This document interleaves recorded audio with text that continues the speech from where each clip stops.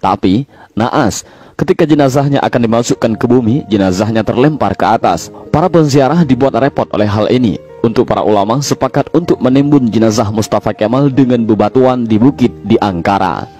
Baru setelah 15 tahun matinya Mustafa Kemal, jenazahnya kembali untuk dikubur. Tapi lagi-lagi, bumi menolak jenazah Mustafa Kemal. Hingga akhirnya, jenazah Mustafa Kemal dimasukkan ke dalam Museum Etnografi di Ankara, Turki. Anda tahu siapa Mustafa Kemal Atatürk? Mustafa Kemal Atatürk adalah presiden penghancur Khalifah Utsmani. Dialah presiden pertama dari Republik Turki sekuler. Dialah dalang dibalik kekacauannya Khilafah Utsmani sampai Khilafah Utsmani harus runtuh pada 3 Maret 1924. Dan ketika Mustafa Kemal Atatürk berkuasa di Turki, dia menjadi diktator pertama di dalam dunia Islam. Dia memerintah dengan tangan besi. Habis semua umat Islam dalam genggaman tangannya. Tangannya berlumuran darah umat Islam yang menghendaki agar Khalifah Utsmani kembali menghiasi bumi Istanbul. Mustafa Kemal juga yang menghapus segala bentuk hukuman syariah. Dia yang menghapus hukum potong tangan bagi pencuri, hukum rajam bagi penzina, hukum qisas bagi pembunuh, lalu digantinya dengan hukum penjara. Tak hanya itu, Mustafa Kemal juga menghapus hukum waris, menyamaratakan ahli waris laki-laki dengan ahli waris perempuan, menghapus hukum hijab bagi muslimah, mengubah Masjid Hagia Sophia menjadi museum, kalimat azan diganti menjadi bahasa Turki, menggalakkan minum-minuman kamar di tempat umum, dan menjadikan majelis-majelis ilmu, kemudian menggantikannya dengan tempat-tempat lokalisasi pelacuran dan diskotik. Tak hanya mengubah sistem pemerintahan Turki yang islami menjadi sekuler, Mustafa Kemal juga memiliki sifat sombong sebagaimana Firaun. Dalam suatu kesempatan, Mustafa Kemal berpidato di hadapan para tentara ex-tentara khilafah.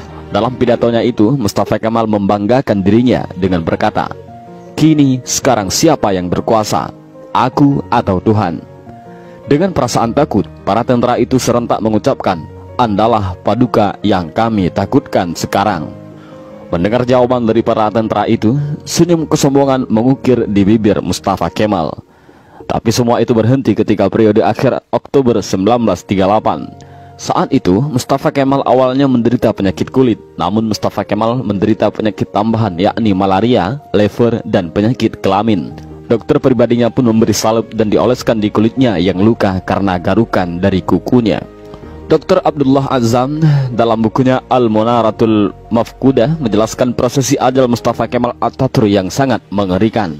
Menurut Dr. Abdullah Azzam, sebuah cairan berkumpul di perutnya secara kronis, ingatannya melemah, darah mulai mengalir dari hidungnya tanpa henti. Untuk mengeluarkan cairan dalam tubuhnya, dokter pun menusuk jarum di perutnya. Tapi hasilnya perutnya membusung dan kedua kakinya membengkak. Wajahnya pun menjadi pucat pasi dan terlihat seperti tengkorak. Mustafa Kemal yang sedang sakit menderita itu, kesehariannya dilengkupi rasa panas yang luar biasa. Bahkan, gatal-gatal dari tubuhnya semakin menjadi-jadi, hingga dia merasa tak tahan lalu menjerit sampai terdengar di seluruh istana. Para pekerja istana sangat ketakutan. Ketika Mustafa Kemal sudah menjerit karena kesakitan, badannya yang panas hingga melebihi suhu normal membuatnya tak mau masuk istana. Dia meminta dibawa ke tengah-tengah laut untuk menurunkan suhu tubuhnya, tapi suhu tubuhnya selalu naik dan malah panas. Syekh Dr. Said Husin Al-Afani dalam kitabnya Al-Jaza min Jinsil Amal mengisahkan bahwa sebenarnya Mustafa Kemal sudah mulai menderita kanker hati pada tahun 1936. Tapi anehnya para dokter yang mendiagnosa baru mengetahui Mustafa Kemal terkena kanker hati pada tahun 1938. Dan puncaknya, pada pagi hari tanggal 10 November 1938, Mustafa Kemal dinyatakan mati oleh tim dokter. Sakratul maut yang amat mengerikan bagi pengkhianat dan penghancur Khalifah Utsmani. Bahkan ketika akan proses pemakaman pun, para ulama Turki menolak untuk menyolatkan jenazah busuk Mustafa Kemal. Baru di hari ke-9, atas desakan dan permintaan dari adik perempuan Mustafa Kemal, barulah para ulama dan rakyat Turki mengkafani, menyolatkan dan menguburkan Mustafa Kemal. Tapi, naas, ketika jenazahnya akan dimasukkan ke bumi, jenazahnya terlempar ke atas. Para penziarah dibuat repot oleh hal ini. Untuk para ulama sepakat untuk menimbun jenazah Mustafa Kemal dengan bebatuan di bukit di Ankara. Baru setelah 15 tahun matinya Mustafa Kemal, jenazahnya kembali untuk dikubur. Tapi lagi-lagi bumi menolak jenazah Mustafa Kemal, hingga akhirnya jenazah Mustafa Kemal dimasukkan ke dalam Museum Etnografi di Ankara, Turki. Jenazahnya ditimbun dengan bebatuan marmer yang bobotnya sampai 44 ton.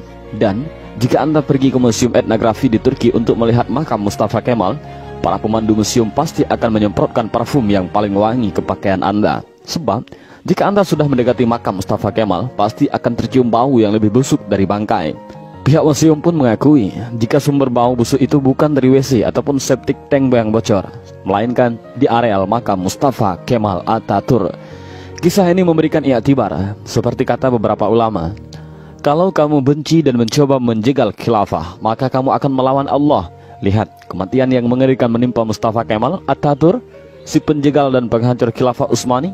Aroma bau yang keluar dari makam Mustafa Kemal adalah cara Allah memperingatkan kepada siapa saja yang mencoba sombong dengan kekuasaannya dan melawan syariatnya, maka dia akan mendapatkan kematian yang terhina.